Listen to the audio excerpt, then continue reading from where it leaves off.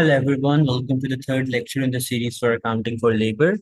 हमने last lecture में labour turnover की बात की थी एंड अब हम इस लेक्चर में नेक्स्ट कुछ रेशियोज की बात करेंगे, जिसमें सबसे पहले हम बात करते हैं कि अगर आपके पास एक लेबर है and that labour is working, so it is very important for you you know to measure how efficient your labour is, how productive your labour is, and is your labour working at it best और not, right. So हमने labour की work efficiency को, labour की work productivity को और labour कि कितना अच्छे से वो लेबर काम कर रहा है, हमने इस चीज को भी मेजर करना होता है, right. So now let's talk about some labour ratios, you know how to measure the efficiency और how to measure the productivity of the labour. So basically हमारे लिए ये जरूरी होता है इन ऑर्डर टू सी कि हमारा लेबर कितना अच्छे से काम कर रहा है, एंड क्योंकि जितना अच्छा वो काम करेगा ऑब्वियसली हमने उस लेबर को उतना ही अच्छा जो है वो पे भी करना होगा, right. So it is very important for us कि हम ये चीज समझें कि जितना अच्छा हमारा लेबर काम कर रहा है उतना अच्छा हमने उसको कंपनसेट करना है। अब कितना अच्छा हमारा लेबर काम कर रहा है ये चीज बेसिकली हमने समझनी होती है from sorry from three given ratios, और वो गिवन रेशियोज आपने MA1 में भी पढ़ी हैं। So I am going to tell you guys about those ratios. सबसे पहले हमारे पास जो रेशियो आती है that is labour production volume ratio.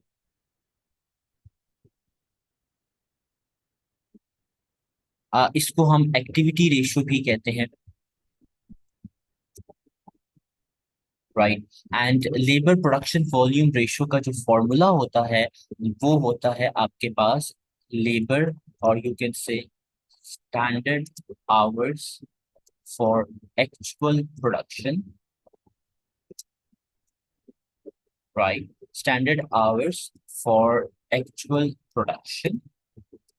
अब standard hours for actual production क्या है इस पर हम बात करते हैं, and that is divided by budgeted hours, budgeted labor hours multiplied by 100, right. इसका ये मतलब होता है अगर हम लेबर प्रोडक्शन वॉल्यूम रेशियो की बात करें, इसमें अगर हम स्टैंडर्ड आवर्स की बात करें तो स्टैंडर्ड आवर्स का मतलब होता है कि आप एक घंटे में कितना आउटपुट अचीव कर लेते हो, या लेट्स से एक यूनिट ऑफ आउटपुट बनाने को आपको कितना टाइम लगता है। इसकी दोनों डेफिनेशन हो सकती है, output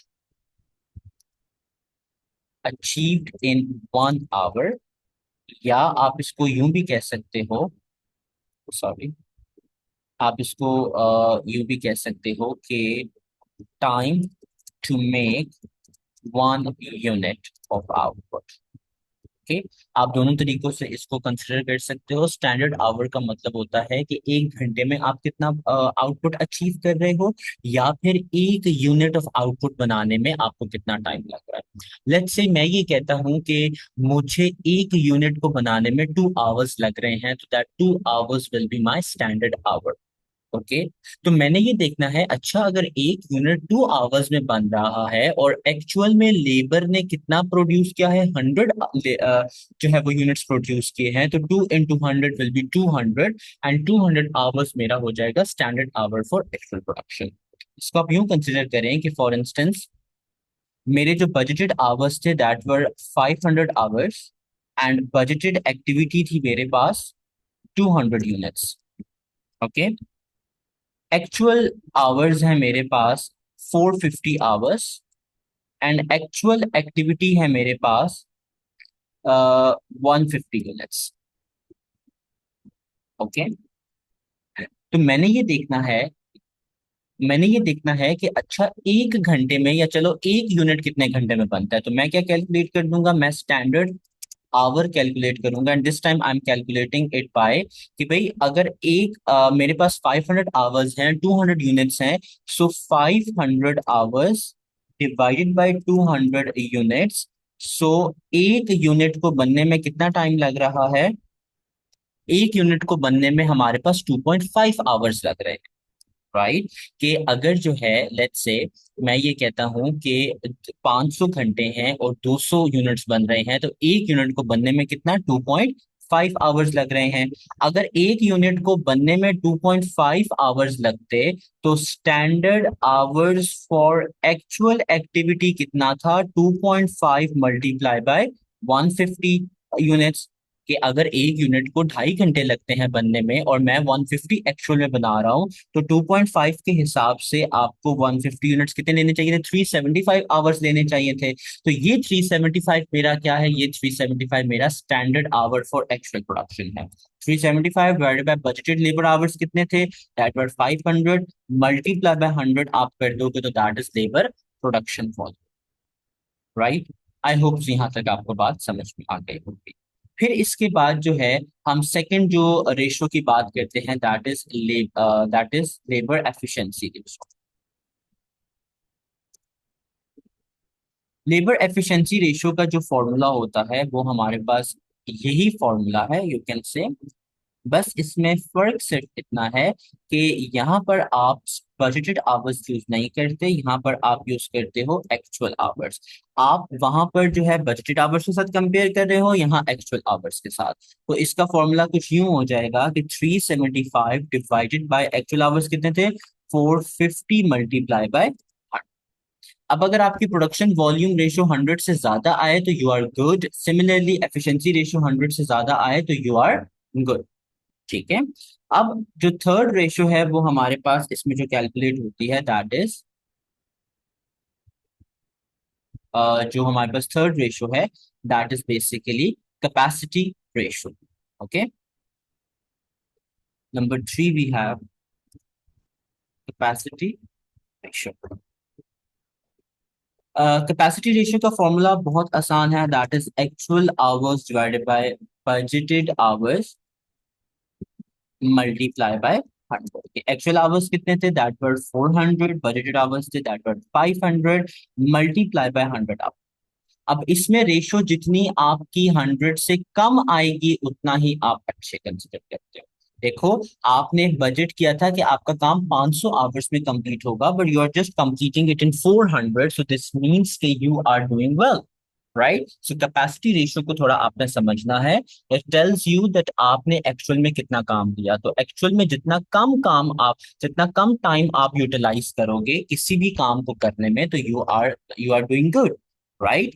but labour efficiency and production volume ratios they are like कि आप जो हो जितना आपका परसेंटेज 100 से ज्यादा आएगा, दिस मीन्स कि यू आर गुड।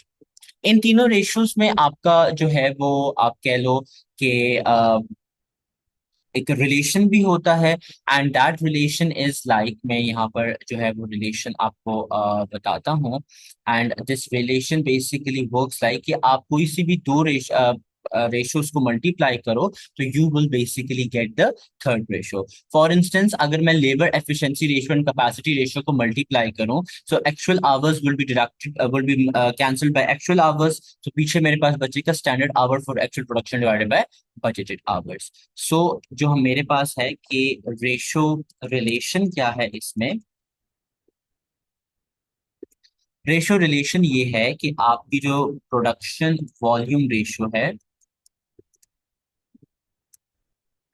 वो आपकी बराबर होती है capacity ratio multiply by efficiency ratio, right? आप इन दोनों को मल्टीप्लाई कर लो तो you will get production volume ratio. आप याद रखिएगा, जब आप दो रेशियोज को मल्टीप्लाई करते हैं तो एक रेशियो को परसेंटेज में लेना होता है और एक रेशियो को आपको पॉइंट्स में कंसिडर करना होता है। ठीक है। फॉर एग्जाम्पल, अगर आप कैपेसिटी रेशियो और एफिशिएंसी को मल्टीप्लाई कर रहे हो तो आप कैपेसिटी को पॉइंट्स में ले लो, राइट? अगर लेट्स से कैपेसिटी है 90%, तो ये हो जाएगा 0.90। एंड एफिशिएंसी अगर 120% है तो उसको 120% ही ले लो, तो आप 0.90 का 120% कंसिडर कर रहे हो, राइट? तो आपको याद होना चाहिए कि जब आप दो रेशियोज को मल्टीप्लाई करते हो तो एक रेशियो पॉइंट्स में आनी चाहिए और एक रेशियो परसेंटेज में होनी चाहिए, राइट? इसी तरीके से दिस को फॉर्मूला इज वेरी इंपॉर्टेंट, और ये आपका MA2 में भी टेस्ट होता है और आपका F2 में भी टेस्ट होता है, द रेशियो रिलेशन स्पेसिफिकली। ठीक है। ये तीन रेशियोज थी जो बेसिकली आपने समझनी है, और इसमें मेजरली इट्स वेरी इंपॉर्टेंट कि आप इनके फॉर्मूलाज जो है वो याद रखो। फॉर्मूलाज अगर आपको याद है तो then you will be easily able to work on these ratios. फिर इसके बाद हमारे पास एक और रेशियो आ जाती है, that is idle ratio. Idle ratio आपको ये बताती है कि आप कितना टाइम जो है वो आइडल बैठ रहे हो, तो that is idle hours divided by total basic total work hours multiply by 100। Right. Idle hour का रेशियो का फॉर्मूला होता है idle hours divided by total hours multiply by 100। तो देखो अगर ये 100 से ज्यादा आ रही है तो दिस मीन्स कि you are spending too much idle time, और अगर ये 100 से कम आ रही है तो this means you are spending less, but then उसमें ये कंसिडर किया जाता है कि आपकी परसेंटेज कितनी है। अब देखो 80% of total hours, still that means कि आप जो हो 80% टाइम जो है वो आइडल आवर गुजार रहे हो, तो दिस इज नॉट गुड। हाँ, 10%, 5%, 15%, these are considerably good ratios that tells you कि यार आप सिर्फ अपने टोटल आवर्स का 5% या 10% ही आइडल टाइम गुजार रहे हो, so this is going to be considered good.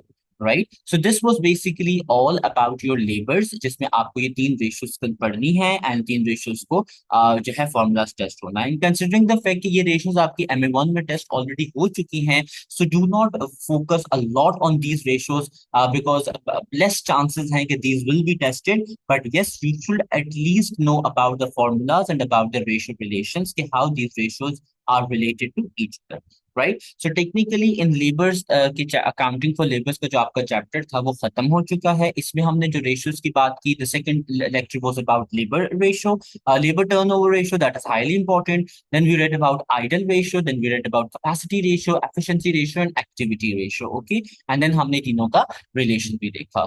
So यहाँ पर your lecture is completed and अब next जो हम lecture start करेंगे that would be for the next chapter, and until then see you guys, take care and have a good day, bye.